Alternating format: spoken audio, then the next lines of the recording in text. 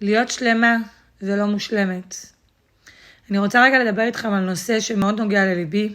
אנחנו ביום שישי, ככה אני כמה דקות לפני שנץ, וחשוב לי לדבר איתכם. בזמן האחרון אני מאוד נוכחת ברשתות החברתיות, ואני מקבלת הרבה פרגונים ואהבה, ועל זה אני באמת מודה לכם. אני אשמח שתמשיכו להפיץ את התכנים שלי, ולשתף את כל מי שאתם מכירים בתכנים ובידע.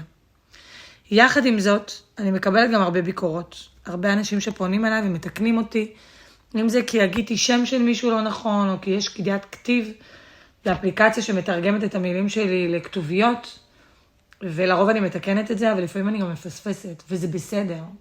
אני מכירה המון אנשים שלא עושים שום דבר ממה שהם היו רוצים לעשות, כי זה לא מושלם.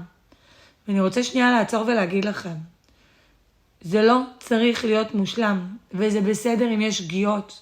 גם לי יש שגיאות, ואני גם לא רצה לתקן אותם, כי אני אנושית. וזה בסדר שיהיו לי טעויות, וזה בסדר שיהיו לכם טעויות. תאהבו את עצמכם כמו שאתם. באנו לכאן בשביל להפיץ אור, בשביל להעביר מסר, ובשביל זה אני פה. אני פה בשביל כל אותם נשים ששולחות לי הודעות בבוקר, כמה שאני מעצימה אותם ונותנת להם כוח. בשביל כל אותם אנשים שעשו מלא כסף בזכות הטיפים והעצות שנתתי להם בנדלן. ואני פה בשביל לעזור לכם להצליח בחיים. אז כן, אני לא מושלמת, וזה בסדר.